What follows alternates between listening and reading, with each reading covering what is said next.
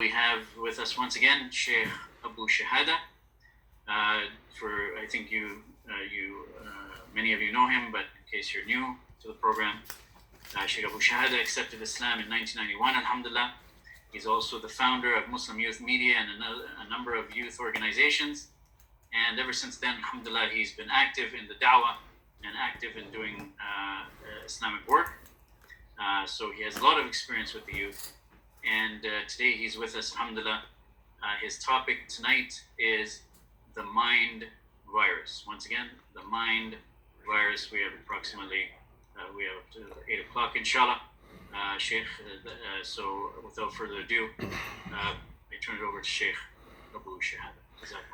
بسم الله الرحمن الرحيم الحمد لله رب العالمين وأصلي وأسلم على نبينا محمد وعلى آله وأصحابه أجمعين. The mind virus. The mind virus. Will the mind virus strike us? So doing some research on this, every now and then I get bored. So I actually go online and I research some old topics, some new topics, some topics that are in discussion of some of the so-called intellectual mindsets or people, what they call people in think tanks. And we came across some information that we wanted to just share with the brothers and sisters. So for the mind virus, there's actually two schools of thought. One is a very old school of thought, and that's where our lecture is going to go to later on.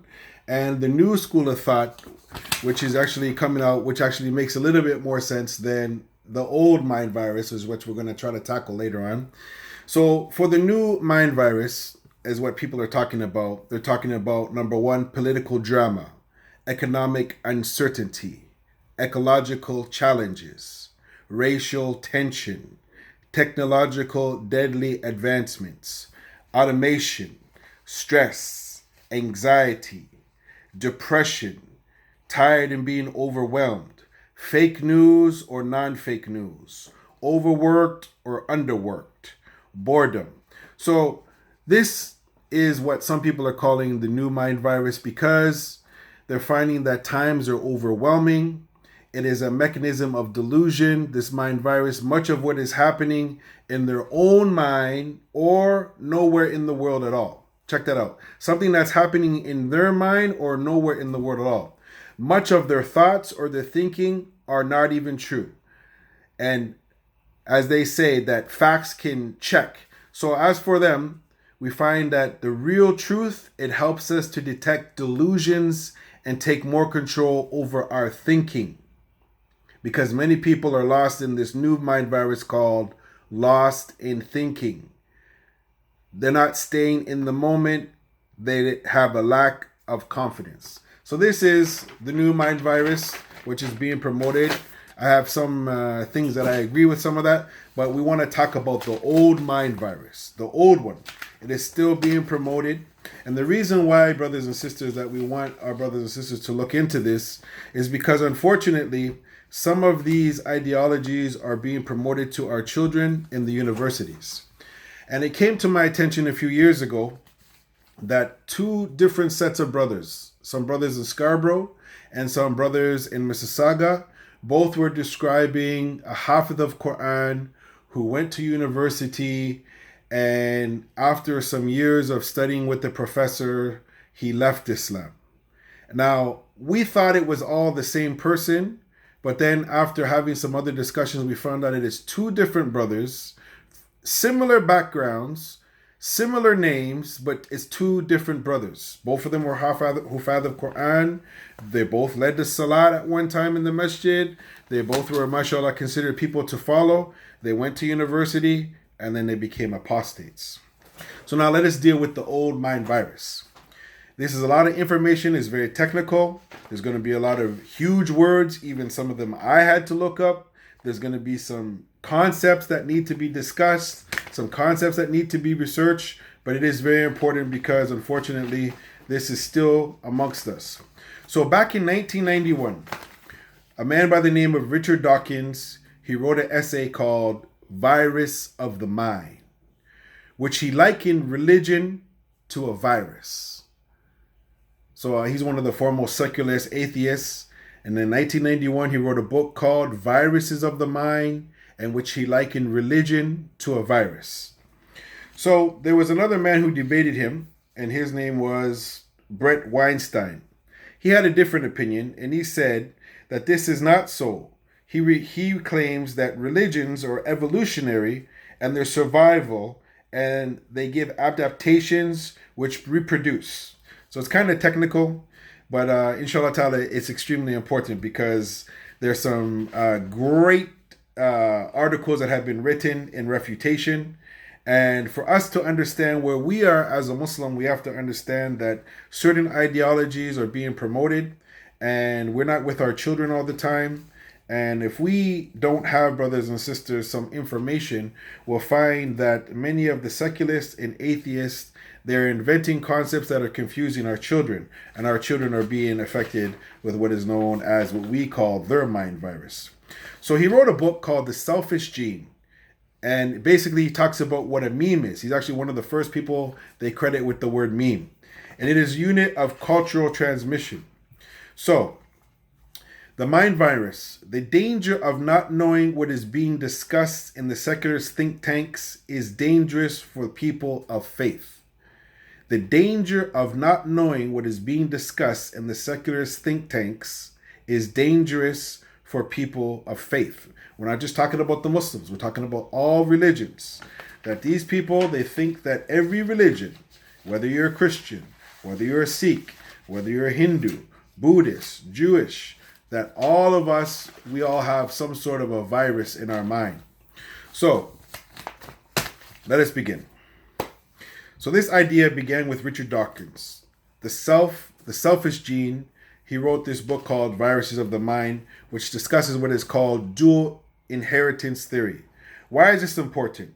Because, like we said before, we send our children to universities. So basically, there is two things going on: the secularist ideology and the religious people's ideology. This is what's basically being put in front of our face right now. So, a man by the name of Eric Kaufman, he argued back and forth with another man named Mr. Stahl about this. And they discuss, shall the religions inherit the earth? Shall the religions inherit the earth? And this is what secularists, they're actually scared of. And he argues they are afraid and terrified of a world dominated by religion. So they consider it man-made.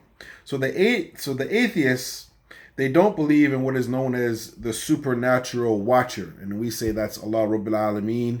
He is Alim al-Khabir. He is Shadid. He is the one who is all-knowing, all-seeing. He is all-aware. So he goes on to say, and he argues that the data has shown that people with religion, that they're more generous, they're more happier, and they're more healthier. So this is within a nutshell. Then I came across an article from Miss Sue Blackmore, and she talks about the mind virus. And she wrote this article at a conference that was held in Bristol, and she said that there was a dozen speakers there who came to present their research on the philosophical arguments, the study of philosophy, biological and adaptive and cognitive mechanisms. So she said, I spoke first, presenting the view from the memetics that religions are a byproduct and that they evolve and they spread like a virus. So she said that she sat there and she waited, and then another man came and he refuted her argument.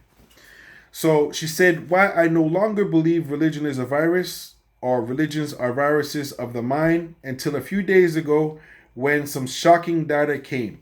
And this data came with a gentleman, he went on to discuss about how people that are religious are more generous, more caring, more loving, more sharing, more sincere, and so on and so forth. So this article, you can find it, Sue Blackmore, on mind viruses. For those that would like to read it, is very interesting.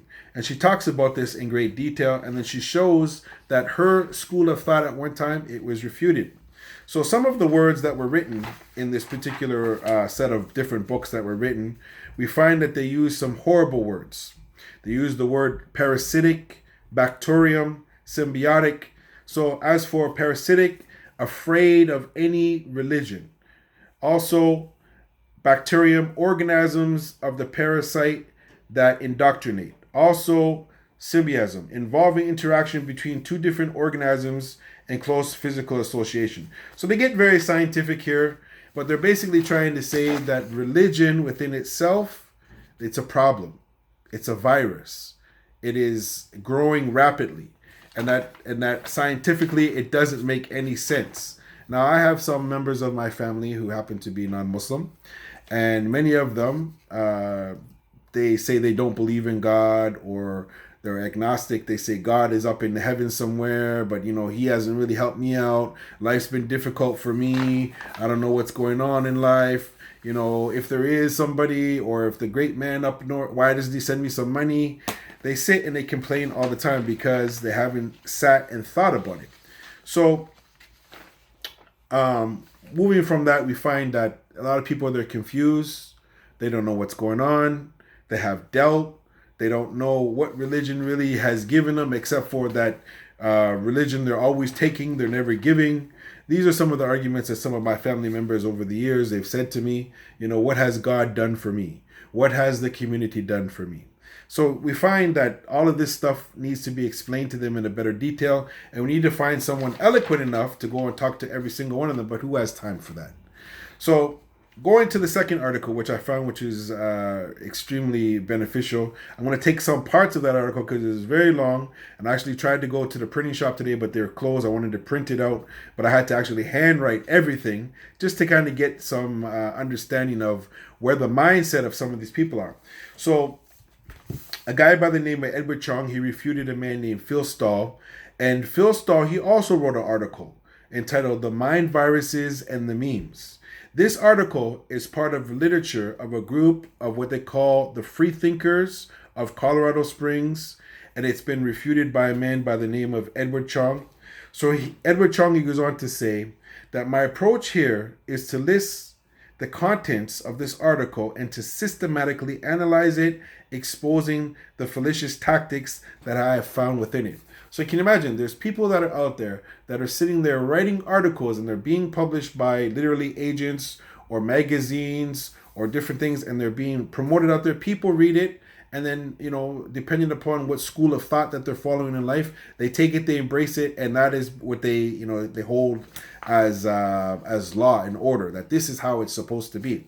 So this man, he debunked this other man, and he went on to say that Stahl's article statement, he said, amongst the most powerful, this is what Stahl said, and he took this clip out and then he refutes. He goes, amongst the most powerful insidious memes are those dedicated to the spread of religious beliefs on the earth. So Stahl's article, it said, amongst the most powerful and insidious memes are those dedicated to spread religions or religious beliefs on the earth. So Mr. Edwin refutes him, and he goes on to say, here we find that the first of many instances of the propagandist tactics that of planting negative thoughts by using derogatory words such as insidious. He goes, note that this word is introduced into the discussion before any subordinating arguments are come in advance. So he's showing from the very beginning that this guy here, he wrote an article and he's already insulting people of religion, and he hasn't said it. Why? Because he has propagandist tactics to try to destroy any religion and anybody who thinks about the consciousness of God or the Almighty. So he goes on to say that indeed, as we shall see, nothing in this article establishes in any rational way that the insidious nature of religious beliefs of faith. He goes, this tactic, the tactic used here is sometimes known, and these are things, brothers and sisters, we need to know. These are concepts, these are tactics, something known as poisoning the well. You can go up and look up all these different things. He goes, this is a stratagem which weaves its way throughout the article. So now this is a person who knows how to debate people on this level. And my question to the brothers and sisters is, mashallah, tabarakallah, we're producing many people who know Nahu and Sarf, many people who know fiqh, many people who know aqidah, many people who know tahfidh al-Quran, but how many of us are equipped to deal with some of these issues and to refute these people that are trying to confuse our children? It's extremely important. I have children, alhamdulillah, they all finished university or college. And my son being one who had the opportunity to go to university, and he learned and he was a good student and he studied what they taught him. But he said that, you know what, now that I'm older, I have my own thought process. And this is what's important, brothers and sisters. So he goes on to say that one of the things that this man brings in his article over and over again, he keeps talking about the Muslims and the Christians, and how the Muslims, they behead people, and the Christians, that they burn everybody at a stake. So he's trying to say that, see, all religions, they're just bad. They're no good. That they're infectious. That all they want to do is to do bad things to people. So we're not just talking about Islam, we're talking about all religions. And they're using the propaganda by associating faith groups with offensive fallacies that are involved, using what they call hasty generalizations. So these are some of the tactics that they've been using. Here again, he goes on to say that we see multiple cases of fallacious and propagandist devices. He continues to construct what is known as a straw man argument, what they call ad hominem attacks, and the poisons of the well. He keeps using them over and over by causing his opponents to view as they're delusional, having manipulated his readers. So the result of the mind virus, he calls it the parasite brain. So what a straw man is, I went and I looked it up because there's a couple different meanings of straw man. The straw man that he was referring to is a straw man is a form of an argument and an informal fallacy based on giving the impression of refuting the opponent's argument while actually refuting an argument that was not presented by the opponent. One who engages in this fallacy is said to be acting as a straw man. So going back, Richard Dawkins, many people, they know of him, they've heard of him. He has some other books that he has written. And unfortunately, our children, they go to university and sometimes they're told that they have to read this literature. And the question comes, where is the refutation of these guys? Where is the refutation of their arguments? Because if your aqidah, if your belief system isn't strong and firm, then you'll find that unfortunately, we're finding that many of the Muslims, that they're falling apart and they're not learning the religion properly and they don't have strong foundation because they never built a strong foundation. So we know that our belief is based upon i'tiqadan. It is based upon a strong, firm belief system. La tataghayyar wa la tatabaddal. It does not waver. It does not move. It is firm. It is solidified. But now here's the question. I was born in a Christian family. And I went to church when I was young, and I learned some aspects of the Bible when I was young, and I was sent to some different camps to learn. And then Allah, He guided me to Islam years later, and then I took it upon myself to start to purchase and to buy many books of Islam concerning the belief system of the Muslims in great detail. I probably have some books that you've never heard before, and there's more books that I want to get so I myself can understand the importance of this. So we want to talk about, why is this important? Why is this so important? Why are we talking about the mind virus? Where, or has anybody even tackled this? Well, yes, brothers and sisters, we have come across some information where one of the sheikhs from the past, rahimahullah, his name was Sheikh Ibn Baz, he wrote a very beautiful book called Al-Ghazwa Al-Fikri. Al-Ghazwa Al-Fikri, which is translated, and you can find it on net. It's called The Ideological Attack. And there's so many beautiful points that he made in that book, and I think it needs to be updated because he wrote it many years ago. He says, the Sheikh, he goes on to say, as for more serious than the military warfare, since it aims at secrecy to achieve subtle objectives initially. So he's talking about how people, they try to come into the mind, the psyche of the believer. And he says that this war takes place by the means of the social curriculums, the general education, and the media publications. That's what we're talking about right now. Publications. Our children, they're doing research, they get textbooks, they sit in front of professors, and they learn some things that, really are really beneficial. Then they learn some things where it's just, not important. Like, I really don't think it's important to study philosophy. I just like to study the philosophy of putting money in my pocket. That's more important about whether or not someone can move a rock from here to there or whatever. So we're finding, unfortunately, brothers and sisters, that this is becoming very prevalent. So the Sheikh, in his book, he brought too many adillah. And the one adillah that we want to build this foundation upon, to know, brothers and sisters, that this is nothing new. It's been happening for 1400 years. Allah Ta'ala, he says in chapter 61, verse number 8, after I say, A'udhu billahi minash shaitanir rajim, Bismillahir Rahmanir Rahim, Yuridun li yutfihu nurullahi bi afwahihim, wallahu mutimmu nurihi, wa law karihal kafirun. They want to extinguish the light of Allah with their mouths, but Allah will bring his light to perfection and make it complete, even though those who don't believe and they hate it. So, where are we going with all of this, brothers and sisters? Again, now we come to our second beautiful carrot that we're going to give you today. The Prophet ﷺ, he told us that this is going to happen. He said, Bada Islam ghariban wa sayudu kama bada ghariban fatuba lil ghuraba. This hadith is sahih.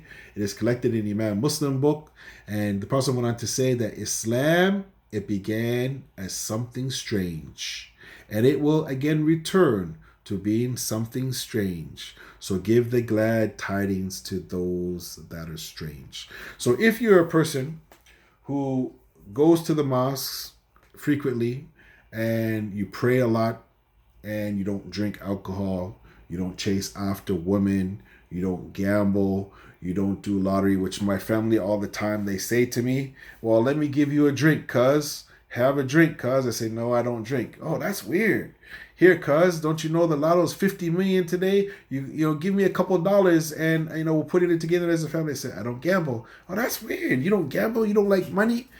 Or, one of my cousins said to me, yo, there's a beautiful girl, man. She's asking about you. And I said, no, I don't, I like beautiful girls, but, she's not my type. And I happen to be married at this time. And he's like, well, she's still interested in you. I said, no, I'm not interested in her. Well, this is weird. This is weird. So we're living in a time right now that practicing our religion is strange for many people. To actually have a belief system is actually strange for many people. To be able to defend your religion is also very weird for some people, that they actually know their religion and they can explain their religion and they understand their religion and they promote their religion. Oh, this is really strange. So I myself, over the years, have had my own family members every now and then, and sometimes they say that they're joking, but I find it offensive. They have said to me, As-salami and bacon, as-salami and bacon, instead of saying As-salamu alaikum. They say As-salami and bacon, As-salami and bacon. So, people, they take shots at us from time to time. And, we don't have to, answer every call. You don't have to, let them poke your buttons, as they say, or they don't let you to, if they come and they stir the pot, or they want to, get a reaction out of you. Sometimes you just don't even need to pay attention to what's going on. Also, I've been told that, since the time I was young, I started growing my beard, that you look like an old man with a beard. You won't be able to get any girls like that. You won't be able to get a job looking like that. Why do you want to look like Papa Smurf? So, like I said, it's very difficult. And our youth are facing even more backlash, more being ostracized, or, people, if they're trying to practice the religion, especially in school, they're being told that you're the odd man out. So, also, the question has come to my mind many times is, what are we trying to produce for the future? Are we just trying to produce just hufad of Quran only? Or are we trying to produce du'at who have the equipment, they have the skills, they have the ability to go out and to have these discussions? Who amongst us, from amongst the Muslim, is able to actually go to the university, go to the college, go to the police station, go to the hospital, go to City Hall, go to the newspaper, go to the TV station, and actually speak elaborately and in an educated way, and to present Islam in a bite-sized way that we can get the message to the people that the Muslims have a lot of positive things to contribute to the society, and that we're not strange people, we're not bad people, we're not horrible people, we're not trying to do nothing else other than to worship Allah. And as you've seen recently, there's been some discussion about the adhan being called, which is another discussion. Some years ago, I was saying to the Muslims, years ago, also discussion of having Jumu'ah in the high schools. So me and some brothers, about 25 years ago, we established 60 brothers. All of us were new converts. We didn't have very much knowledge about Islam. We had lots to learn, and we still have lots to learn. We had actually established in more than 35 high schools across the GTA the Jumu'ah Salat. We went to a few masajid back in those days, and we seen we need some support, we need some resources, we need some classes so we can go and teach. And we were told at that time, you guys are just new Muslims. You need to go study Islam. Who told you you can go and give the khutbah at the high school? So from then to now, we've been seeing that we've been having problems with establishing the Jumu'ah, as well as many other things in the so-called secular places. So there are some places they work with us and we work with them, but the problem is why, I wonder sometimes, why is it as Muslims that we have to be all the time reactionary with our dawah as opposed to being proactive? So as for myself, I've realized that my acceptance with my family over the years, I myself have been boycotted. My father boycotted me. My uncles boycotted me. Some of my cousins, they boycotted me. Why? All because I had a different faith than them. I believed differently than them. I practiced differently than them. I smelt because I started to put on different perfumes. I dressed differently than them. So the question comes now, brothers and sisters, our children that we brought from the Muslim countries, from many of those that came here. Now, many people now, alhamdulillah, some of the masjids, we have up to 2,000 Muslims in some of the high schools here in Mississauga. But we're finding out that only 25 people are coming for the Jummah prayer in the high school. Think about that. 2,000 Muslims going to a secular high school, and only 25 kids are coming for the Jummah prayer. I'm asking you the question, are we winning or are we losing? That means that our children have been affected somehow. So, dealing with the propaganda, brothers and sisters, I myself have been watching it over the years on the newspaper, on YouTube, on Facebook, on Twitter, on the radio. The question is, where is the voice of the Muslim?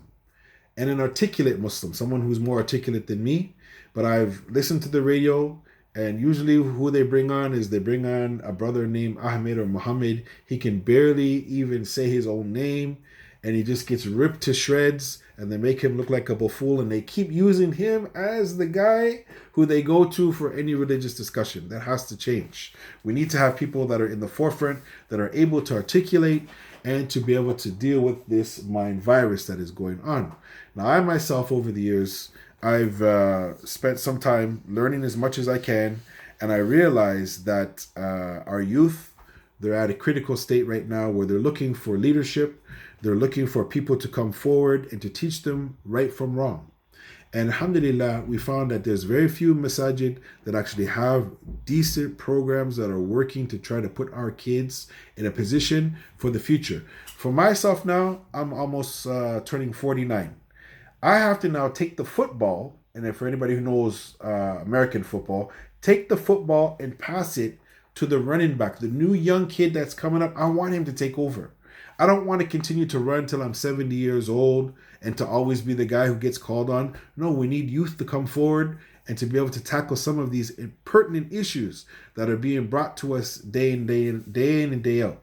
So, also, we've come across, brothers and sisters, as I was doing some research, as one of the guys in the article, he was talking about that the people who propagate this, that they actually have what they call a tactic book. So we're just going to go through a few of them, and it's much deeper than it really is. But what the guy said, he said that number one, the propagandist tactics. This is dealing with the mind virus. That they plant negative thoughts.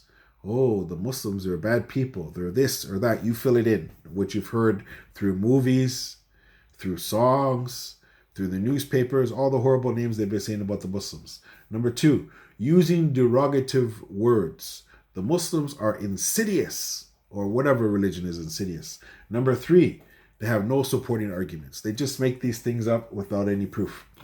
He said the using of the poisoning of the well. So the effect in the newspapers, the TV, the radio, this is what happened in my time growing up. If they wanted to do this, it was in the newspapers, it was on the TV, it was on the radio. Now we have YouTube. We can use it for positive. We have Facebook, we have Instagram, we have Twitter, we have TikTok, we have Snapchat, and there's a whole bunch of other new developing things that my kids are telling me all the time. The question is where are the youth? Where are the young kids? Where are the university graduates? Where are the intelligent moms and dads that are educated showing a positive message to Islam? So we found that the volume sometimes gets turned up and negative things are said about people of religion, or particularly our religion. And the question is, do we even have anything to amplify our voice at all? So alhamdulillah, we're blessed, mashallah, tabarakallah, and may Allah continue to guide some of the people that are working with the Muslims. They allowed us to amplify the adhan all across the city, which is something which is tremendous. And we ask God to protect them and to guide them as our neighbors are. That we live now in a time that I can't even imagine that. I've been to the States before where I've heard the adhan, but now, mashallah, tabarakallah. So our message is not only to be amplified there, it's supposed to be amplified, brothers and sisters, in the written form, in the spoken form, also in the intellectual forms. Where is our message? So this broadcast, brothers and sisters, that we're finding that this negative propaganda, in the broadest sense, is a technique of influencing what they call human action by the manipulation of representatives or representation, that they represent the spoken, the written, the pictorial, or the musical form. So as for myself, as you see here, I'm wearing my hat here. Okay, for me, I found Islam through Muhammad Ali. I'm wearing his shirt now. I found Islam through Kareem Abdul-Jabbar. I played lots of basketball. And I found Islam through the hip-hop music as well as Malcolm X. So when it comes to little small things and the issue of memes we're talking about, here is my meme right here. Strictly Sunnah. That's what I'm trying to practice. A mindset that I try to follow the Sunnah in my belief system, in my fiqh, and also in purifying of my soul. So we find that he goes on to say that manipulation can be organized or unorganized, conscious or unconscious, politically or socially motivated. So for us as Muslims, we're trying to be good law-abiding citizens here on the land, try to just worship Allah, give our best to society, as we have some of the leading doctors, lawyers, engineers, and then just regular guys like me. You have people that drive Uber, people that are bus drivers, taxi drivers, that they're Muslim.